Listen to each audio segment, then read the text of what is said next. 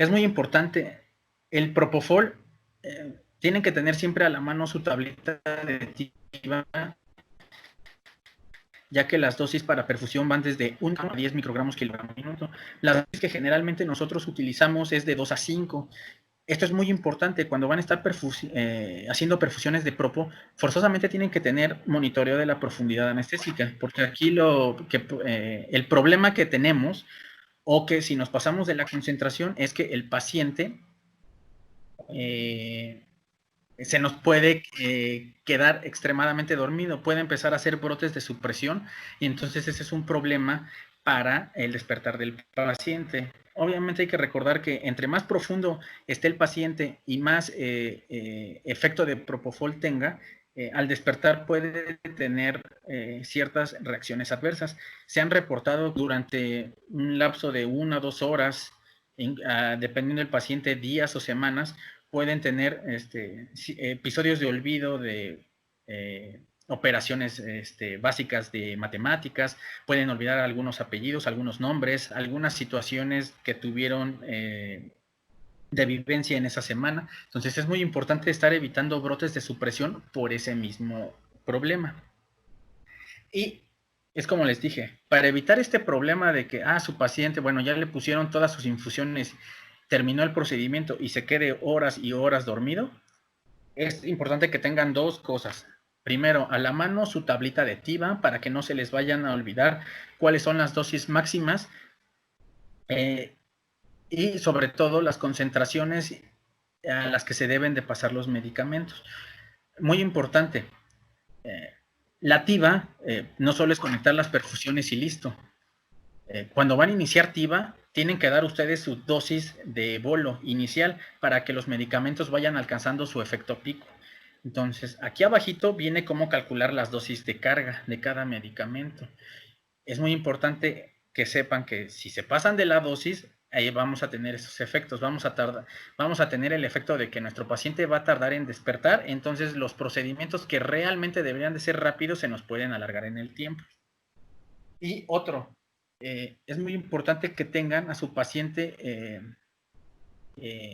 todo el monitoreo necesario, sobre todo de la profundidad anestésica, porque como les dije en las diapositivas previas, lo importante de todo esto es que su paciente lo tengan en ventilación espontánea, como se va a ver en el video. Está un poco lento, vamos a ver si lo podemos acelerar.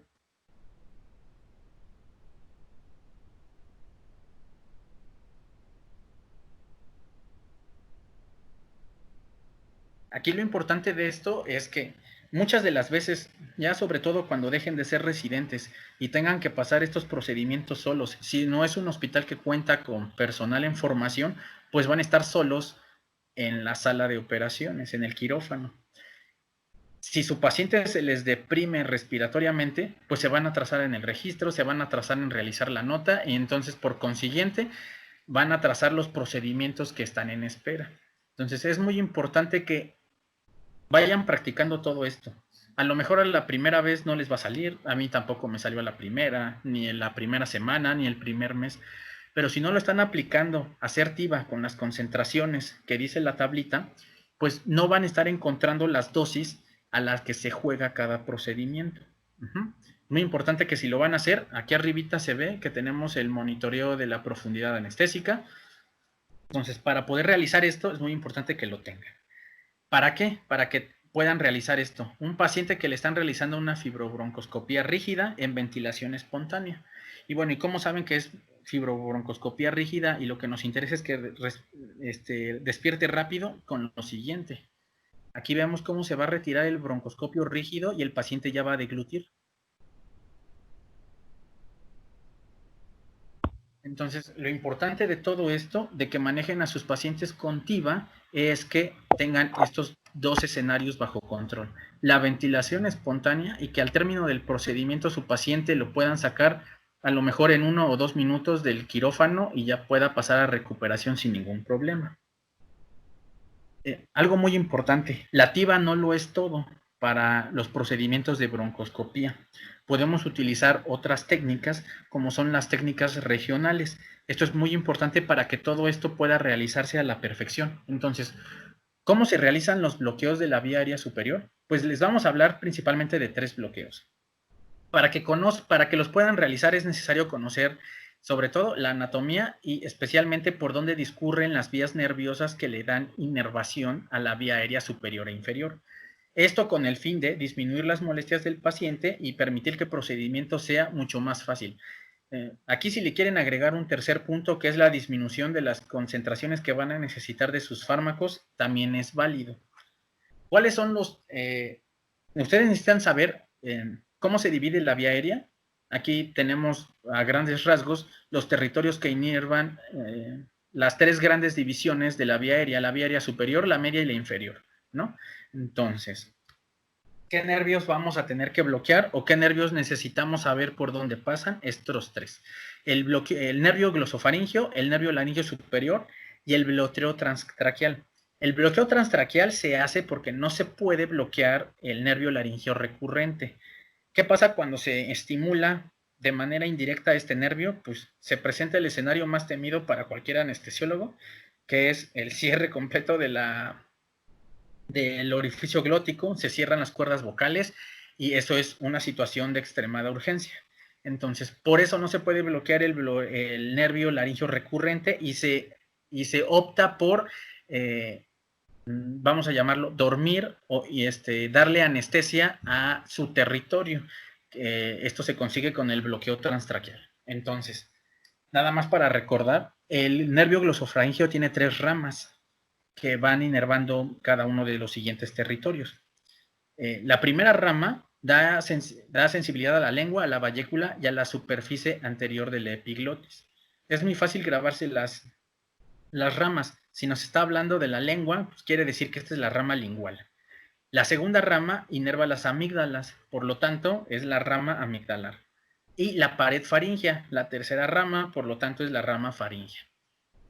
El nervio la técnica descrita para el bloqueo del nervio glosofaringeo es una técnica muy sencilla.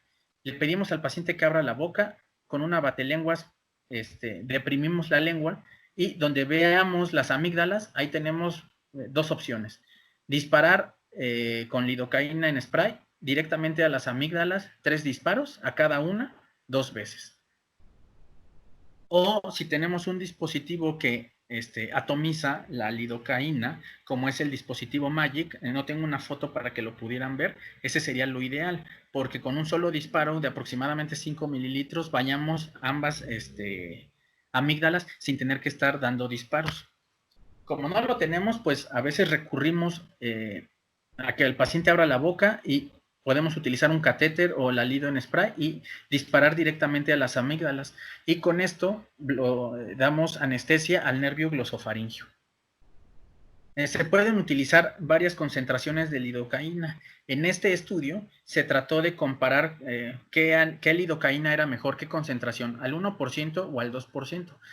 Siempre nos han dicho que el alido al 1% tarda mucho en hacer efecto, que a veces no da los resultados que uno espera, pero en este estudio, realizando broncoscopías para 500 pacientes con la técnica spray as you go, esto quiere decir que mientras se va realizando el procedimiento, vamos disparando a través ya sea del broncoscopio rígido o nosotros con un atomizador lidocaína, se vio que la lidocaína al 1% es igual de efectiva que al 2% para la anestesia local durante la broncoscopía. Entonces, la lido que tengan para la anestesia del nervio glosofaringeo es igualmente de efectiva. Vamos a hablar del nervio laringeo superior. Para mí, y la literatura sí lo reporta, es la anestesia regional de la vía aérea que más beneficios nos da para este tipo de procedimientos. Hay que recordar que el nervio laringeo superior da sensibilidad a la laringe por encima de las cuerdas vocales. Es exactamente donde nos interesa, porque por ahí va a entrar el broncoscopio rígido, entonces tenemos que lograr una buena anestesia de esta zona. Aquí tenemos una imagen de cómo se va a localizar y yo les voy a describir la técnica. Lo que tenemos que localizar es el hueso hioides. Dependiendo qué tipo de persona tengamos, un cuello ancho o una persona muy delgada, se va a sentir de diferente manera. Hay que recordar que el hueso yoides es el único hueso del cuerpo que no tiene articulación. Por eso no vamos a sentir como tal una estructura fija. Se puede estar moviendo dependiendo qué tanta presión realicemos en la vía aérea o en el cuello del paciente. Lo que tenemos que localizar son las astas. El hueso yoides es como una herradura. Tenemos que localizar las puntas de esa herradura, que por anatomía se denominan astas del hueso yoides. Una vez que las localizamos, introducimos una aguja, generalmente un punzón negro. La literatura también reporta que se puede hacer con una jeringa de insulina, pero por experiencia propia, cuando yo lo hacía con una aguja de insulina no llegaba. Sentía que los pacientes no daba el bloqueo que uno estaba buscando. Después lo intentamos hacer con agujas hipodérmicas negras y sin ningún problema. No lastimamos las estructuras adyacentes, no perforamos ningún vaso, entonces se puede hacer con toda tranquilidad. Entonces, la idea es picar a 90 grados dirigiéndonos hacia las astas del hueso yoides.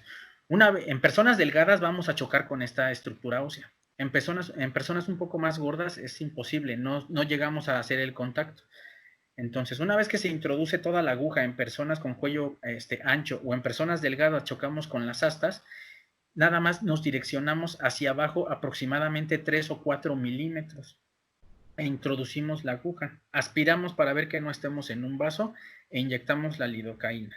¿Cuánto es la dosis que dice la literatura? Generalmente 1 mililitro o mililitro y medio de ambos lados.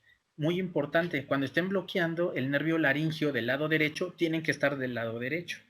Y si van a bloquear el izquierdo, se tienen que pasar del lado izquierdo. No traten de hacerlo desde el lado derecho para bloquear el izquierdo, porque pueden picar alguna estructura vascular y eso sí nos va a causar algún problema. Y para el bloqueo transtraqueal, pues como les dije hace rato, esto lo que nos permite es dar anestesia de la región inervada por el nervio laringio recurrente. ¿Cuál es esta zona? La zona por debajo de las cuerdas vocales. Entonces, lo que buscamos es la membrana cricotiroidea. Si ustedes pueden realizar, palpar a sus pacientes, la membrana cricotiroideo se siente como un triángulo bien delimitado. Vamos a encontrar lo que coloquialmente se llama el cartílago de Adán o la manzana de Adán. Y se siente como una estructura triangular. Ahí es donde tenemos que picar. La literatura nos indica que cuando localicemos esta estructura, se tiene que picar en la parte inferior. ¿Por qué? Porque en la parte superior de este triángulo pasa la arteria que da irrigación hasta toda esta zona. Si la picamos, podemos crear un hematoma que va a ser un poco molesto para el paciente. De hecho, esta técnica también está bien descrita cuando los cirujanos hacen procedimientos de traqueotomía, porque tienen que realizar la incisión por debajo del triángulo para evitar llevarse la arteria. Entonces eso es muy importante. Una vez que delimiten la zona, pues nada más introducimos, puede ser una aguja de insulina que sea pequeña o nada más introducimos el punzo de un punzocat, el plástico, para poder instilar lidocaína. Esto se hace de manera rápida. Una vez que entramos en la vía aérea, pues aspiramos. La señal de que vamos a estar dentro de la vía aérea es que al momento de aspirar van a salir burbujas y instilamos la lidocaína de manera rápida. Todo esto está descrito, es sumamente seguro si se sabe realizar. A mí en lo personal no me gusta realizarlo. ¿Por qué? Porque una vez que el fibrobroncoscopio entra, pues los neumólogos intervencionistas instilan lidocaína a través de él y con eso logramos la anestesia de esta zona. Por eso a mí en lo particular no me gusta realizarlo, pero cuando es requerido, pues la técnica es sumamente sencilla. Ahora, vamos a un punto muy importante de las consideraciones de la broncoscopía. Relajar o no relajar a su paciente. Este es un tema bastante discutido y controvertido. Sobre todo podemos encontrar este problema con dos grandes escuelas de la anestesia. Los anestesiólogos de la vieja escuela, como de 1990 hacia abajo, y de 1990 hacia adelante, son los que defienden el uso de no relajantes neuromusculares. Pero vamos a ver qué dice la literatura. Si ustedes se ponen a buscar, van a encontrar en muchos lados que se debe de utilizar una dosis de relajante neuromuscular. Podemos hacer uso de guías de bolsillo, como esta, ya es un poco viejita, pero es anestesia para procedimientos fuera y dentro del quirófano. En este manual de bolsillo encontramos que la dosis para broncoscopía es una dosis de succinilcolina de 20 miligramos. Y si nos vamos a las propiedades farmacológicas de ella, pues tiene mucha razón, porque la succinilcolina, después de 10 minutos, ya deja de tener su efecto y tenemos otra vez ventilando a nuestro paciente. Si vamos revisando artículos, sobre todo de neumología intervencionista, en donde se colocaban y se instrumentaba la vía aérea, sobre todo con stents, en este artículo del 2009 tenemos que lo más usado y lo más recomendado son bolos de rocuronio de 10 miligramos dependiendo la duración del procedimiento de intervención. En este otro artículo del 2006, igual para la colocación de stents, tenemos que son bolos de becuronio de 1 a 2 miligramos, dependiendo la duración o cómo vaya desenvolviéndose el procedimiento.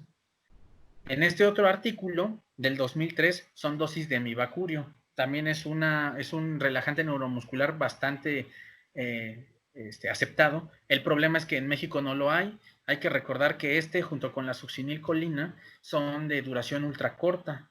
Entonces, pero como no lo tenemos en México, pues no lo podemos usar. Y estos dos son, sobre todo el artículo de la derecha, en su pantalla me imagino que está a la izquierda, del 2002, es el artículo que estableció las bases de que todo procedimiento de broncoscopía se podía realizar sin la utilización de relajante neuromuscular, utilizando la TIVA, los bloqueos de la vía aérea y manejando la ventilación de manera espontánea por parte del paciente. Una revisión que se realizó en el 2010 para procedimientos de estenosis también defiende la misma teoría, que todo esto se puede realizar sin la utilización de relajantes neuromusculares.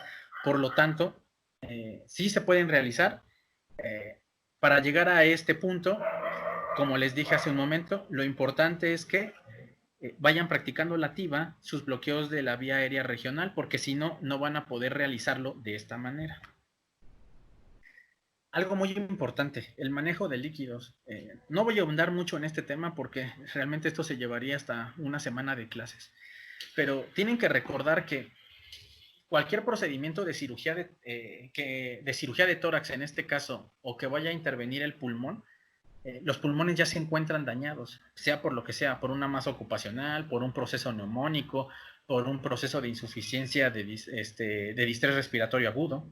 Entonces, por lo tanto, la ley del Frank-Starling se encuentra modificada en todos estos pacientes. Aquí tenemos la definición de la ley de Frank-Starling, pero como estos pacientes se encuentran con algún problema, con una patología de base en el pulmón, por lo tanto, algo anda mal con el comportamiento de los líquidos. Hay que recordar que el pulmón nos ayuda a eliminar una buena parte de los líquidos que entran al organismo. Como el pulmón se encuentra mal y la ley de Frank-Starling se encuentra abatida en este tipo de pacientes, pues tenemos varias técnicas para el control de manejo de líquidos. Aquí les pongo un esquema, la bibliografía está ahí para que lo puedan leer de cómo se da el edema pulmonar en este tipo de pacientes, sobre todo cuando metemos cantidades excesivas de líquido. Por un lado, tenemos incrementada la presión hidrostática, por lo cual cuando tenemos incrementada la presión hidrostática, ¿qué es lo que hace? Pues el agua se sale del intersticio y tiende a difundir hacia el alvéolo. ¿Qué pasa cuando difunde hacia el alvéolo? Pues interfiere con la membrana alveolo-capilar y dificulta el intercambio gaseoso. Por el otro lado, tenemos que lo que se está dañando son las proteínas de membrana del alvéolo. Estas se empiezan a romper. Cuando se empiezan a romper es más fácil que pase el agua desde el espacio intersticial hacia el alvéolo, por lo cual también tenemos acumulación de líquidos. Entonces, ¿cuáles son los dos mecanismos principales? El aumento de la presión hidrostática capilar pulmonar y el aumento de la permeabilidad capilar. Estos dos, con las patologías de base que nuestros pacientes entran para este tipo de procedimientos, ya las tienen afectadas. Por lo tanto, ¿qué es lo que debemos hacer en este tipo de pacientes? Pues tenemos Este estudio, este metaanálisis que salió en el 2017, nos habla de 3 posibles soluciones: terapia por metas, terapia restrictiva, de la cual yo soy partidario, y terapia de balance cero o neutra. No podemos ahondar en todo esto, entonces, si quieren saber cómo se hace la terapia por metas, bueno, para todo esto hay que individualizar al paciente. ¿Qué pacientes se van a beneficiar más de terapia por metas? Estos podrían ser los pacientes cardiópatas, que aparte tienen algo pulmonar, las terapias restrictivas como los insuficientes renales, o la terapia de cero balance en pacientes sanos, que muy difícilmente los vamos a encontrar para los tipos de procedimientos de intervención pulmonar. Entonces, para que sepan cómo se hace la fluidoterapia o la reanimación de líquidos guiada por metas, yo les recomiendo este artículo. Salió el año pasado, es de doctores mexicanos, la mayoría intensivistas. Está en español para que lo lean. Meta por meta, cómo se realiza la reposición de líquidos. Como yo les dije, yo soy partidario más de la terapia restrictiva. Para que sepan por qué soy más partidario o cuáles son los fundamentos de la terapia restrictiva, yo les recomiendo este artículo. Esta es la nueva revisión del consenso POCI, salió este año. Entonces, lo que nos dice es todas las metas que se deben de tener del manejo de líquidos perioperatorios, yendo hacia lo restrictivo, pero midiendo otras cosas que generalmente no estamos acostumbrados a medir, como la capacitancia venosa o la medición de variables hemodinámicas como la variabilidad pletismográfica. Es muy importante para que lo quieran leer. Y la terapia neutra, pues ya saben, ¿no? Es generalmente con la reposición del trauma quirúrgico, de las pérdidas insensibles, del sangrado, podemos llegar a una terapia neutra. El último punto, pero no menos importante, son los adyuvantes que vamos a meter a nuestro paciente o vamos a manejar para el control de todos los efectos adversos por la administración de los medicamentos de anestesia. El primero, el paracetamol. Si ustedes ponen en PubMed paracetamol y broncoscopía, les van a salir un sinfín de artículos de por qué el paracetamol es bueno. El paracetamol, si se dan cuenta, no está dentro de la clasificación de AINES. Pertenece a un grupo especial, un grupo único. Está solo el medicamento. ¿Por qué? Porque actúa de 3 mecanismos, que ahorita vamos a hablar de ellos. Hay que recordar, como estamos haciendo anestesia regional y también estamos poniéndole TIVA a nuestro paciente, pues vamos a tener un efecto sinérgico para el control del dolor con los medicamentos que pusimos, más el paracetamol. Entonces es muy importante hablar del control del dolor, control de náuseas y vómitos, de la utilización de esteroides y de la protección gástrica. Para el paracetamol, esto es muy importante porque siempre les dicen, ¿cuál es el mecanismo de acción del paracetamol? Y todo el mundo siempre dice, es inhibidor o activador de la COX-2, pero deben de saber que tiene 3 mecanismos de acción, por eso es como el AINE ideal para control de todo tipo de dolor, ¿no? Siempre se hace sinergia con paracetamol más cualquier otra cosa por estos 3 mecanismos de acción, que es inhibidor o activador débil de la COX-2, también actúa en el sistema serotoninérgico y actúa en el sistema endocannabinoide. ¿Por cuál? Inhibe la recaptura y la degradación de anandamida. Hay que recordar que los endocannabinoides son opioides que tenemos de manera endógena nosotros. Algunos nos sirven para controlar el dolor, como es el caso de la anandamida. Cuando se inhibe su degradación, pues tenemos mejor control del dolor, mejor sensación de que no nos duele nada. Entonces es muy importante que tengan en cuenta esto. Las náuseas y vómitos, pues generalmente el patrón de oro, el gold estándar, es el ondansetron. Cuando van a hablar de un medicamento, ya sea, por ejemplo, paracetamol para la fiebre, deben de saber cuál es su NTT o el número necesario de pacientes a tratar para la fiebre o para la inflamación, etcétera. El ondansetron nos sirve para 2 cosas, para náuseas y para vómitos. Su NTT es de 6. ¿Eso qué quiere decir? Que necesitamos tratar, si nosotros vamos a tratar a 10 pacientes, 6 de ellos se van a beneficiar para inhibir las náuseas y para el vómito 7. Entre más cercano esté a 10, quiere decir que actúa de mejor manera, tiene mejor eficacia. La dosis para el control de náuseas y vómitos son 4 miligramos al final de la cirugía. Esto es muy importante. Nos salimos un poco del estándar de que la primera mitad va al inicio de la cirugía y que a veces podemos ponerlo a la mitad del procedimiento o al final aquí. Para profilaxis, recuerden, profilaxis de náuseas y vómitos es al final de la cirugía 4 miligramos IV. Los esteroides, este también es un punto de controversia. Toda la escuela de anestesio, por lo menos yo les puedo hablar de que así me enseñaron en mis años de residencia, era de que, ponle dexametasona para la inflamación. Ponle dexametasona porque no tenemos ondansetron para náuseas y vómitos, pero pues nadie te sabe explicar cuáles son las dosis para cada una de esas cosas. La dexametasona sabemos que si lo queremos para efecto antiinflamatorio, la dosis clásica son 8 miligramos con un NTT de 4. Si ven, está muy bajito, está por debajo de la mitad. Pero esto es a dosis de 8 miligramos. En el 2004 salió este estudio que vino como a cambiar toda la perspectiva del uso de la dexametasona. Se llama estudio IMPACT para el control de las náuseas y vómito posoperatorios. Ahí se demostró que la dosis efectiva para el control de la náusea de la dexametasona es de 4 a 5 miligramos IV y con una muy buena correlación. Entonces, yo lo que les recomiendo es que a partir de ahora, si no tienen ondansetron y tienen que utilizar dexametasona, utilicen 5 miligramos IV. Cuando les pregunten, ¿y cuál es la dosis o por qué le damos para la inflamación la dexametasona? Ahí tienen que recordar que la dexametasona para los procesos inflamatorios va directamente a otra vía del dolor, que es la inhibición de la fosfolipasa 2 para controlar la inflamación. Y bueno, no solo tenemos dexametasona en los quirófanos, generalmente tenemos uso de 3, eso es casi en todas las salas quirúrgicas de México: hidrocortisona, metilprednisolona y dexametasona. Cuando van a utilizar cada una de ellas, tienen que saber qué es lo que nos interesa. En este caso, lo que nos interesa es la potencia antiinflamatoria. Entonces, vean los cuadritos. Hidrocortisona tiene una potencia antiinflamatoria de 0.8, metilprednisolona de 5 y la dexametasona de 25.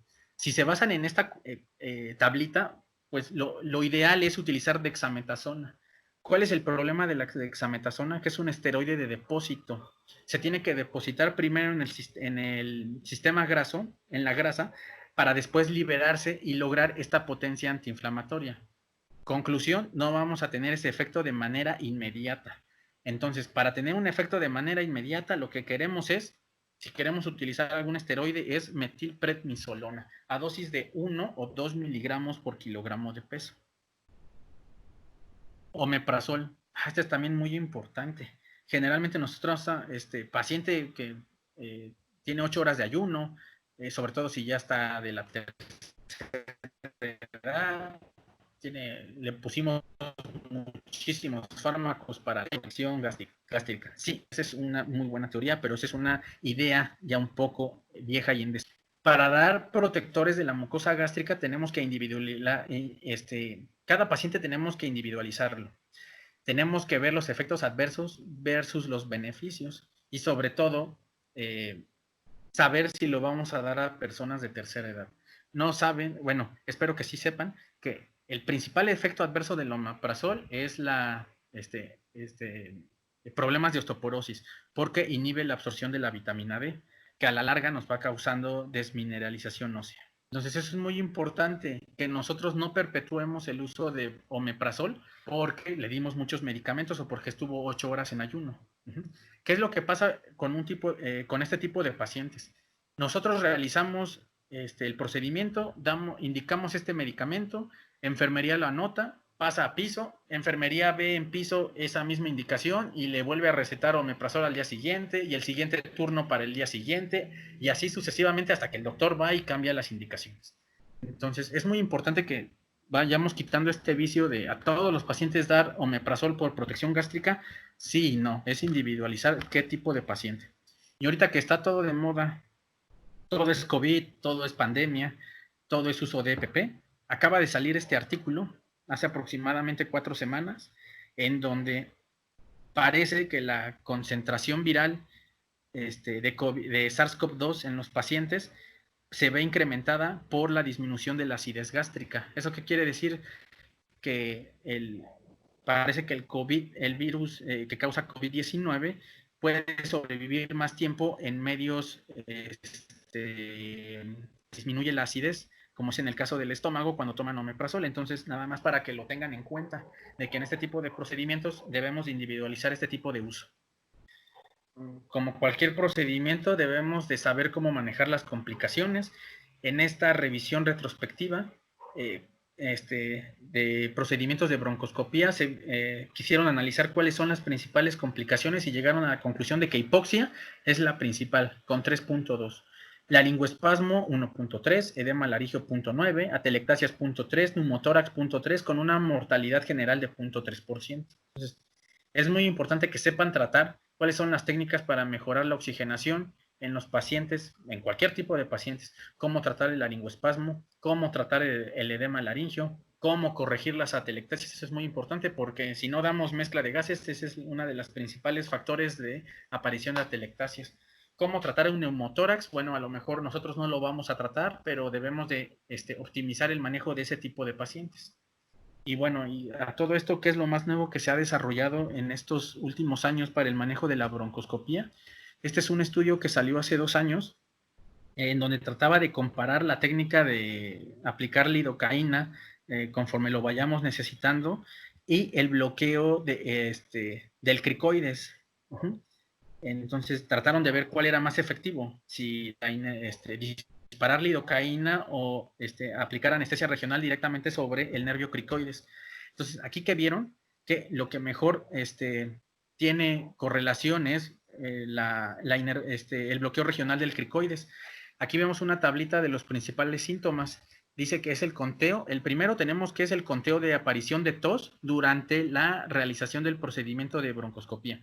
Entonces vemos que en los pacientes generalmente solo tenían un episodio de tos en comparación con la lidocaína, que tenían 4. ¿Y cuál era la satisfacción del neumólogo intervencionista al realizar este tipo de procedimientos? Nada más realizando este tipo de bloqueo, pues tenían mayor satisfacción con el bloqueo del cricoides. ¿Qué es lo que usaron aquí? Lidocaína al 2% intranasal, 5 mililitros, o 4 disparos de lidocaína al 10% en la orofaringe. Conclusión, pues el bloqueo del cricoides tiene mejor utilidad para este tipo de procedimientos. El problema es que es una técnica que apenas está describiendo, no todo el mundo la sabe realizar, entonces todavía está se necesita más curiosidad de los nuevos anestesios para que se desarrolle este tipo de técnicas. Y por último, recordar 2 cosas muy importantes. El fibrobroncoscopio no solo sirve para realizar este tipo de procedimientos, nos sirve para la introducción del tubo de doble luz, hablando en el caso de anestesia para cirugía de tórax, o del tubo convencional para poder realizar la intubación en el caso de que se nos presente una vía aérea difícil. Y para que puedan realizar este tipo de procedimientos sin el mayor problema posible, necesitan tener un conector doble puerto con tapón flip top, o como todo el mundo lo conocemos en el INER, el famoso codito. Entonces, si pueden tenerlo, pedirlo donado, etcétera, para que se lo lleven a su práctica ya cuando sean adscritos, cuando ya sean anestesiólogos, pues es muy importante siempre tenerlo en su caja por cualquier cosa. No todos los hospitales cuentan con este tipo de conectores, y cuando tengan que realizar una broncoscopía y ustedes dar la anestesia, esto les va a salvar de muchos problemas. Y entonces yo lo que quiero que se queden con esta idea es que pues ahora empiecen a ver más la TIVA para este tipo de procedimientos que la anestesia general. Para que se vayan haciendo expertos en esto, tienen que estarlo practicando, practicando, practicando.